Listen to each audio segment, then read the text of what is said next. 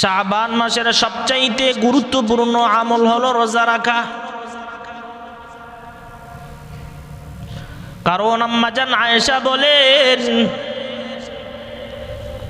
বিশ্বনবী রমজানের বাইরে অন্যান্য মাসে যত বেশি রোজা রাখতেন, সবচাইতে নফল রোজা এই শাবান মাসে বেশি রোজা রাখতেন।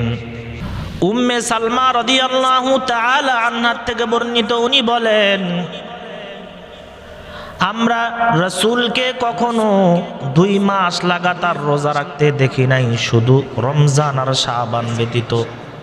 মানে নবীজি শাবান আর রমজান মাস লাগাতার 2 মাস একসাথে রোজা রাখতেন। এখন কথা হলো, নবী শাবান মাস পুরা মাসটা রোজা রাখতেন কেন? 1 নাম্বার কারণ, নবী বলেন, ওয়া হুয়া শাহরুন ইয়াগফুলুন নাসু আনহু।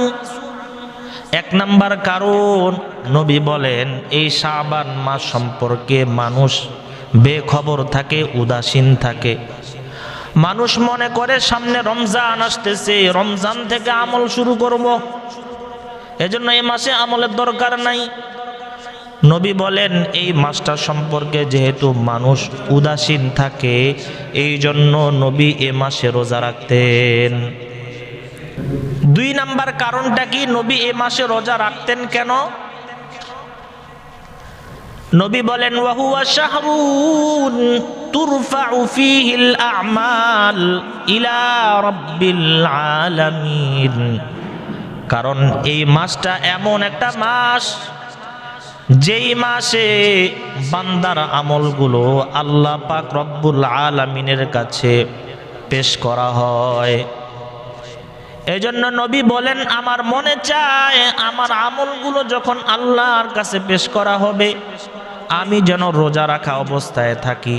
সুতরাং শাবান মাসে যখন আমার আমলগুলো আল্লাহর কাছে পেশ করা হবে, এজন্য আমি পুরা মাসটাই রোজা রাখি।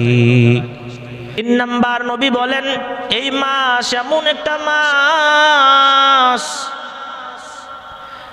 যেই মাসে আল্লাহ পাক রব্বুল আলামিন সামনের 1 বছর যারা মৃত্যুবরণ করবে, এই মৃত্যুবরণকারীদের তালিকা ফেরেশতাদের কাছে ন্যস্ত করে দেন।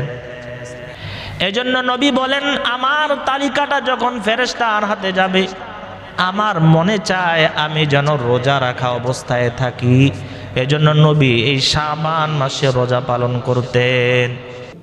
তো নবী এই মাসে রোজা রাখতেন কেন? প্রস্তুতি হিসাবে।